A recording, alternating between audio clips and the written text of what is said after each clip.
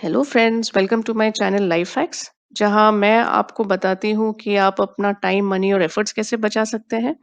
तो आज के वीडियो में मैं आपको कुछ टिप्स एंड ट्रिक्स बताऊंगी जिससे आप डिसाइड कर सकते हैं कि आप किस म्यूचुअल फंड्स में इन्वेस्ट करना चाहते हैं, और ऑल्सो सम इंफॉर्मेशन जिससे आप डिसाइड कर सकते हैं कि आपको कितना इन्वेस्ट करना चाहिए। So the idea of this video is to share information जिससे आप अपनी फाइनेंशियल प्लानिंग खुद कर सकते हैं। इससे पहले कि मैं आपको ये टिप्स, ट्रिक्स एंड टूल्स बताऊँ, मुझे बस कुछ बेसिक इन्फॉर्मेशन शेयर करनी है जो शायद आप में से कई लोग ऑलरेडी जानते हैं, because there is so much information and knowledge in the market about this now. But तब भी आई वुड प्रेफर कि मैं कुछ पॉइंट्स आपको फिर से एक्सप्लेन करूँ just to reiterate the benefits of mutual funds.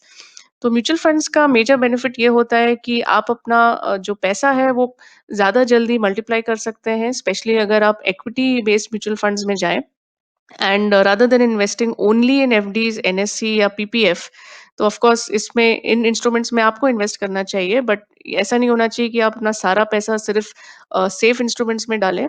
तो basically you should invest some amount also in mutual funds, specially equity based funds, जिससे आपके रिटर्न्स हायर हो। उसके अलावा बेसिकली कई लोग होते हैं जो स्टॉक मार्केट में इन्वेस्ट नहीं करते, क्योंकि या तो उनके पास समय नहीं होता है अपनी जॉब्स की वजह से, और या फिर उनको नॉलेज नहीं होती और उनको डर लगता है कि वो कुछ ना कुछ गलती कर देंगे और उनके पैसे डूब सकते हैं। So in that case equity based mutual funds are a great way to invest in the stock market with minimal risk. Mutual funds also आपकी फाइनेंशियल गोल्स की प्लानिंग में आपकी मदद करते हैं। तो ऑफ कोर्स हम सबके short term and long term goals होते हैं, which could be planning for upgrading your house, या आपकी कोई गाड़ी आपको खरीदनी है उसके लिए, या आपके बच्चों के लिए, and so on and so forth. तो बेसिकली अगर आप एसआईपीज का मोड यूज करें to invest into mutual funds, तो वो एक बेस्ट वे होता है टू इंश्योर कि एक डिसिप्लिन है एंड आप रेगुलरली इन्वेस्ट कर रहे हैं to get higher returns in the future. Also अगर आपको कुछ थीमेटिक इन्वेस्टमेंट्स करने हैं ना, इसका क्या मतलब है? तो कई बार हमें लगता है कि अच्छा, कुछ इमर्जिंग सेक्टर्स हैं जैसे आईटी है या फार्मा है, या ये सब जो सेक्टर्स हैं ये काफ़ी अच्छी तरह करेंगे इन द फ्यूचर, तो आप इनमें इन्वेस्ट करना चाहते हैं। तो in that case sector based funds भी होते हैं, तो म्यूचुअल फंड्स की बहुत तरह-तरह की कैटेगरीज़ होती हैं। तो अगर आप थीमेटिक इन्वेस्टमेंट्स करना चाहते हैं, तो again mutual funds could be an excellent option. Finally कई बार लोगों को लगता है कि अगर मेरी इनकम एक सर्टेन अमाउंट है और बहुत ज़्यादा है, तभी मुझे म्यूचुअल फंड्स में इन्वेस्ट करना चाहिए, जो बहुत ही एक गलत अंडरस्टैंडिंग है।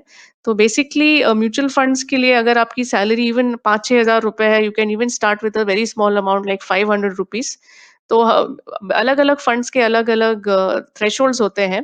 तो but these thresholds are very, very low. तो आप बहुत ही जल्दी स्टार्ट कर सकते हैं अपनी एज में and with a very small amount, और जितना जल्दी आप स्टार्ट करेंगे, उतना जल्दी आप एक ह्यूज कॉर्पस बना सकते हैं अपने फ्यूचर के लिए। नाउ कुछ मिसकंसेप्शंस, तो जो रिस्क होता है इसमें म्यूचुअल फंड्स में, ऑफ कोर्स रिस्क तो होता ही है, बिकॉज़ स्पेशली अगर आप इक्विटी बेस्ड म्यूचुअल फंड्स में इन्वेस्ट कर रहे हैं, so they invest in the stock market. But जो आपकी possibility to lose your money है और जो सेफ्टी है, तो उसमें कोई ऐसी प्रॉब्लम नहीं है, because they are generally a very safe instrument. तो ऑफ कोर्स उनके जो एनएवीज़ होते हैं, जो नेट एसेट वैल्यू होती है आपके म्यूचुअल फंड्स की जिसमें आप इन्वेस्ट करते हैं, वो थोड़ी ऊपर एंड नीचे जा सकती है। बट एज़ लॉन्ग एज़ आप म्यूचुअल फंड्स में इन्वेस्टेड रहें काफ़ी एक लॉन्ग टाइम के लिए, एटलीस्ट मिनिमम 3 टू 5 इयर्स, तो उस केस में डेफिनिटली आपको काफ़ी बढ़िया रिटर्न्स मिलेंगे and it will be quite risk free. कई बार लोगों को ऐसा भी लगता है कि जब मार्केट बहुत ऊपर जा रहा है, मैंने ऐसे मार्केट में मेरा मतलब है स्टॉक मार्केट, तो वो बहुत ऊपर जा रहा है या नीचे जा रहा है, हमें फ़ौरन अपने यूनिट्स रिडीम करने चाहिए। तो ये डर की वजह से हो सकते हैं या फिर लालच की वजह से हो सकते हैं, एंड देन हम अपना फाइनेंशियल गोल कॉम्प्रोमाइज़ कर देते हैं। तो ये आप कभी भी ना करें, बिकॉज़ मार्केट हमेशा बाउंस करता है जब भी वो नीचे जाता है, और जब भी मार्केट ऊपर होता है, तो इन द फ्यूचर वो और ऊपर जाएगा, so there is a greater possibility for higher returns in the future. तो ऐसी कोई गलती ना करें based on the market situation. कई बार ऐसा भी लगता है लोगों को कि अच्छा, मुझे तो कोई नॉलेज है ही नहीं म्यूचुअल फंड्स की, और मुझे तो फाइनेंशियल प्लानर चाहिए और मैं नहीं रिस्क लेना चाहता। तो ऐसा भी नहीं होता है, you can invest into mutual funds up खुद से, अपने आप से। जितने भी फंड हाउसेस हैं सब इंटरनेट पे हैं, एंड आप वहाँ पे रजिस्टर करके अपना बस एक बार केवाईसी करा दें, उसके बाद you can invest in any mutual fund, तो ऐसी कोई भी प्रॉब्लम नहीं है। एंड बस आपको एक बार एक ट्रांज़ैक्शन करना है एंड आई एम श्योर कि उसके बाद आप हमेशा खुद ऑनलाइन ही करेंगे and you will not use any other way of investing in mutual funds.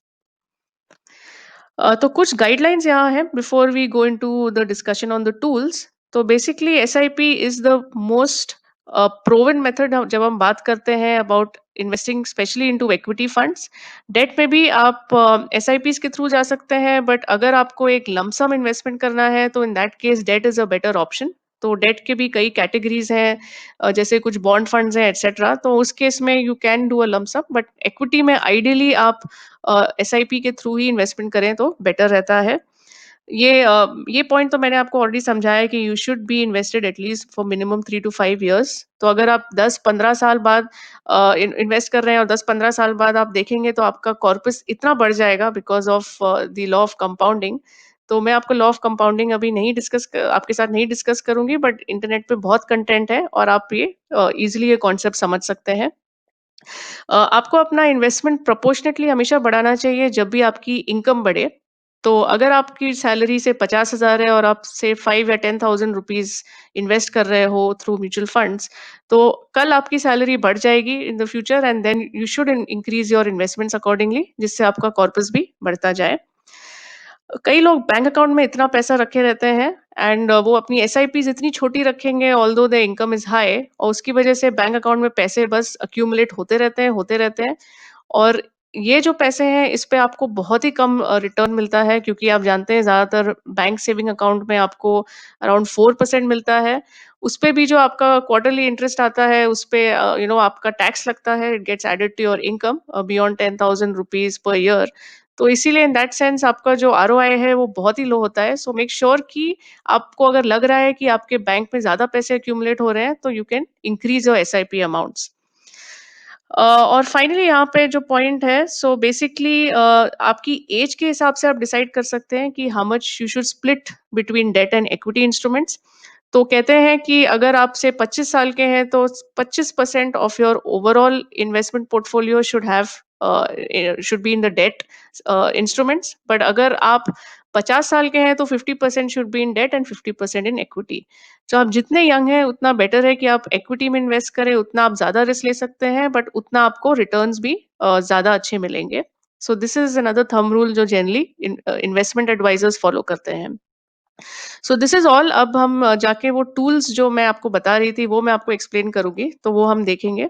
So let's get going. तो फ्रेंड्स, पहले हम देखेंगे कि आप कैसे डिसाइड कर सकते हैं कि आपको कितना इन्वेस्ट करना चाहिए in order to achieve your financial goal. तो मैं ये गूगल पे हूँ और अगर मैं एसआईपी कैलकुलेटर ढूँढती हूँ, so this is a very simple tool, तो आपको बहुत सारे रिजल्ट्स मिल जाएँगे। तो मैं जो पहला रिजल्ट है वही खोल लेती हूँ, which is this website called grow.in।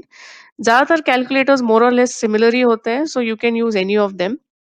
तो यहाँ पे आप देखेंगे कि एसआईपी ऑलरेडी प्री सिलेक्टेड है और यहाँ पे 3 बार्स हैं, which is monthly investment, expected return rate and time period. तो एक्सपेक्टेड रिटर्न रेट हम कांस्टेंट रख सकते हैं, which is let's assume 12% as a benchmark. तो बेसिकली जो नंबर्स जिसके संग मैं खेलूँगी, which is the monthly investment and the time period to see कि ओवरऑल मेरा इन्वेस्टमेंट कितना होगा बेस्ड ऑन दीज़ क्राइटेरिया। तो अगर मेरा नेक्स्ट थिंग जो है, जो मुझे सेलेक्ट करना है कि मेरा टाइम स्पेंड क्या होगा। So I can decide that okay, maybe after 10 years मुझे जो है 1 करोड़ रुपए की ज़रूरत है। तो मुझे उस गोल को मीट करने के लिए कितना मंथली इन्वेस्टमेंट करना चाहिए। तो यहाँ पे आप बेसिकली फिगर्स एंटर कर सकते हो। सो आई कैन सी कि अगर मैं इसको बढ़ा दूँ टू 30,000, तब भी इट्स लेस, क्योंकि मुझे सिर्फ अराउंड 69-70 लैक्स के बीच में हो रहा है। तो if I increase this to 50,000, तो this is giving me more than 1 crore, तो दिस इज मोर देन जितना मुझे चाहिए। तो ऑफ कोर्स अगर मैं डाल सकती हूँ टू गुड, बट अगर मेरे लिए थोड़ा ज़्यादा है तो I can reduce it and see कि ठीक है, अगर मैं 45,000 रुपीज़ मंथली इन्वेस्टमेंट करूँ फॉर 10 इयर्स एंड मेरा रिटर्न ऑफ जो जो रेट ऑफ रिटर्न है वो 12% है। सो इन दैट केस ये मेरा टोटल इन्वेस्टमेंट वैल्यू जो निकलेगा वो इतना है। So this includes my invested amount and also the estimated return. So my return on investment. तो ये आप ऑफ कोर्स चार्ट बेसिस पे भी देख सकते हैं कि ऑलमोस्ट जितना आपने इन्वेस्ट किया है उतने ही आपके रिटर्न्स हैं, तो आप ऑलमोस्ट अपना पैसा डबल कर रहे हैं इन दिस केस। तो of course the longer the period आप देखेंगे, उतना आपका जो रिटर्न है वो बढ़ता जाएगा और investment will be the smaller of the two values. The second step है कि मैं कौन से म्यूचुअल फंड्स में मुझे डालना चाहिए। तो जनरली मुझे ये वेबसाइट काफ़ी पसंद है, which is called as mutualfundsindia.com। तो यहाँ पे कुछ भी नहीं है, आपको रजिस्टर भी नहीं करना है, कुछ भी membership nothing is required as such. ये आपको काफ़ी हेल्प करती है अपनी रिसर्च करने के लिए। तो यहाँ पे अगर आप जाएँ तो you will see different options like fund facts, performance etcetera. तो आप अपनी पूरी रिसर्च इस वेबसाइट के थ्रू ऑन म्यूचुअल फंड्स कर सकते हैं। तो अगर मैं टॉप फंड्स पे क्लिक करूँ तो ये पेज आप देखिए काफ़ी इनके मुझे इसलिए पसंद है, ये काफ़ी क्लीन लुक है। इस पे इतने कुछ एड्स या ये सब चीज़ें नहीं है जो जनरली बाकी वेबसाइट्स पे काफ़ी होते हैं। It's just pure information. तो यहाँ पे अगर मुझे से टॉप फंड्स देखने हैं, तो what I can do is मुझे से टॉप 10 फंड्स देखने हैं, तो बेसिकली मैं रैंकिंग यहाँ सेलेक्ट कर सकती हूँ। एएमसी बेसिकली जो फंड हाउसेज़ वो हैं, तो बट इस एग्ज़ाम्पल के लिए मैं नहीं सेलेक्ट करूँगी। If you are very clear कि आपको specific type of mutual funds में इन्वेस्ट करना है, तो यहाँ पे आप सिलेक्ट कर सकते हैं। बट अगर आप काफ़ी न्यू है इस एरिया में and you are not sure, तो आई वुड रिकमेंड कि you use this for equity. And equity में भी डिफरेंट कैटेगरीज होती हैं, जैसे arbitrage, diversified, global funds, index, sector and tax planning. तो या तो आप इंडेक्स फंड में जा सकते हो या फिर आप डाइवर्सिफाइड में जा सकते हो। इफ आप कोई सजेशन देख रहे हो कि आपको किस में जाना चाहिए। तो ये इंडेक्स फंड बेसिकली आपके जो निफ्टी और जो सेंसेक्स हैं, जो स्टॉक मार्केट के 2 मेन बेंचमार्क्स हैं। तो बेसिकली ये एक पैसिव इन्वेस्टमेंट होता है जो इन बेंचमार्क्स में जैसे भी एलोकेशन किया हुआ है फंड्स का, उसी के बेसिस पे आपके पैसे भी एलोकेट या इन्वेस्टेड होते हैं। तो it kind of goes together with the stock market and it is quite safe, क्योंकि इसमें जो फंड मैनेजर आपका है वो कुछ भी इधर-उधर चेंजेस नहीं कर रहा है या अपनी एक्सपर्टीज़ नहीं लगा रहा है। He is just going with the stock market allocation the way it is done for Sensex and Nifty. तो आप ये ले सकते हैं या फिर you can also go for diversified funds. तो इक्विटी डाइवर्सिफाइड में basically they would invest in different categories in the sense कि वो एक स्पेसिफिक थीम के संग नहीं जा रहे हैं कि सिर्फ आईटी में डाल रहे हैं या फार्मा में नहीं डाल रहे हैं। तो इसमें you will have your large cap funds, आपके mid cap, small cap, different kinds of funds होते हैं, बट अलग-अलग टाइप्स ऑफ स्टॉक्स में इन्वेस्ट करते हैं। तो जो मैंने आपको पहले एक सेक्टर बोला था, तो अगर इफ यू आपको एक सेक्टर बेस्ड फंड में करना है, जैसे आईटी में करना है या फार्मा में करना है या हेल्थ केयर में करना है, then you could also look at sector based funds. तो मैं इस केस में डाइवर्सिफाइड लूँगी। एंड यहाँ पे जो पीरियड है I can may be select से 5 इयर्स। तो दिस इज़ द स्पैन जिसमें मैंने देखने हैं कि कौन से टॉप 10 फंड्स हैं for the equity diversified category. तो आप ये सिलेक्शन करें and you just click on submit. जब आप सबमिट करेंगे तो यहाँ पे आपको ये टॉप 10 फंड्स दिखेंगे। एंड ऑफ कोर्स एक और इसका फीचर अच्छा है कि आपको ऐसा भी नहीं है कि हमेशा सिलेक्ट करना है, आप कुछ भी नहीं सिलेक्ट करेंगे, ऑल लिखेंगे, तो यहाँ सारे म्यूचुअल फंड्स लिस्ट हो जाएंगे। So you will see a big big list over here. तो इस केस में चलिए हम ऑल ही देखते हैं। तो यहाँ पे हम देखेंगे कि if you look at the 5 year threshold, तो जो इक्विटी डाइवर्सिफाइड फंड्स हैं उसमें यू कैन सी जो टॉप फंड है वो यहाँ पे मेरे asset emerging blue chip fund है, जहाँ पे 5 इयर्स में इसने 21% रिटर्न दिया है। तो ये बेसिकली जो है ये डिफरेंट पीरियड्स हैं और ये परसेंटेज ऑफ रिटर्न है। तो ऑल्दो मैंने 5 इयर्स लिया है, बट यू सी कि आपको जो रेट ऑफ रिटर्न दिख रहा है वो अलग-अलग पीरियड्स के लिए भी दिख रहा है कि 3 इयर्स में इस फंड ने कितना रिटर्न दिया, 1 साल में कितना दिया, 1 वीक एटसेट्रा, और since inception, SI since inception. तो this information is also displayed. तो यहाँ पे आप देख सकते हैं कि 5 इयर्स में ये फंड ने सबसे ज़्यादा रिटर्न दिया है। एंड अगर आपको सडनली इसमें स्विच करके देखना है कि अच्छा 3 इयर्स में किसने दिया है, तो इट्स क्वाइट डायनामिक। आप ये 3 इयर्स पे क्लिक कर दीजिए एंड यहाँ पे आप देखेंगे कि जो फंड्स हैं वो चेंज हो गए हैं, बिकॉज़ यहाँ पे 3 इयर्स में मेरे टॉप 3 या टॉप 4 में नहीं है। तो बेसिकली यहाँ ये क्वांट एक्टिव फंड है, so the fund has changed over here. तो ये काफ़ी अच्छा है अगर आपको स्विच करना है between different periods to see कि डिफरेंट डिफरेंट पीरियड्स के लिए कौन से फंड्स सबसे अच्छे रहे हों।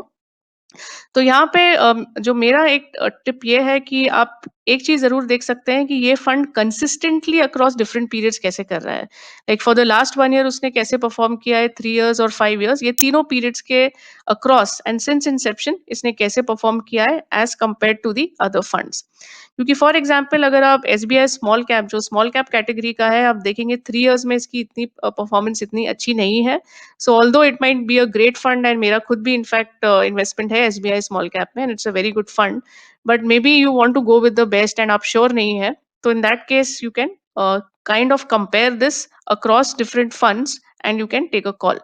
एक और चीज़ जो आप कंसिडर कर सकते हैं वो है फंड हाउस। तो अगर आपको कुछ फंड हाउसेज़ के संग ज़्यादा कॉन्फिडेंस है, सो इन दैट केस आप उन फंड हाउसेज़ के संग स्पेशली जा सकते हैं। तो मेबी अगर आप इस फंड हाउस के बारे ज़्यादा नहीं जानते, although it's a very good fund house, but you prefer कि नहीं आप एसबीआई या एक्सिस या कोई और ज़्यादा नोन फंड हाउसेज़ के संग जाना चाहें, सो you can also do that.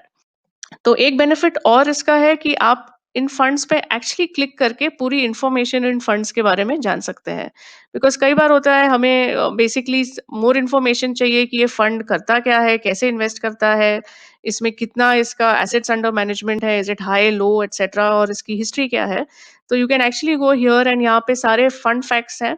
तो इट्स अगेन वेरी ईज़ी, आप उसी लिंक पे क्लिक करके मैं इस पे आ गई हूँ पेज पे। तो you can get all the information here कि इसकी एंट्री एग्जिट लोड क्या है, इसके एसेट्स अंडर मैनेजमेंट क्या है, इसका मिनिमम इन्वेस्टमेंट तो इन दिस केस इनका 5000 है जो काफ़ी हाई है। But all the funds don't have the same, like कुछ फंड्स में आप 500 रुपीज़ के संग भी स्टार्ट कर सकते हो, so that's not a problem. But इस फंड में पर्टिकुलरली हाई है। तो ये भी आप चेक कर सकते हो कि whether the investment amount is in line with your expectations. यहाँ पे पीयर परफॉर्मेंस है, तो बेसिकली इसी टाइप ऑफ फंड्स जो है, peers are basically the same type of funds like this fund. तो if I were to compare with the peers, तो उसके रिटर्न्स कैसे रहे हैं। So this again is a very nice functionality. And यहाँ पे भी आपको और इन्फॉर्मेशन मिलेगी ये टैब्स में। तो you can look at the NAV जो म्यूचुअल फंड की नेट एसेट वैल्यू होती है। So you can actually go through that information as well and how it has changed over a period of time. तो उसके भी कुछ charts हैं and you can select different periods जिसमें आप ये कंपैरिजन कर सकें खुद से।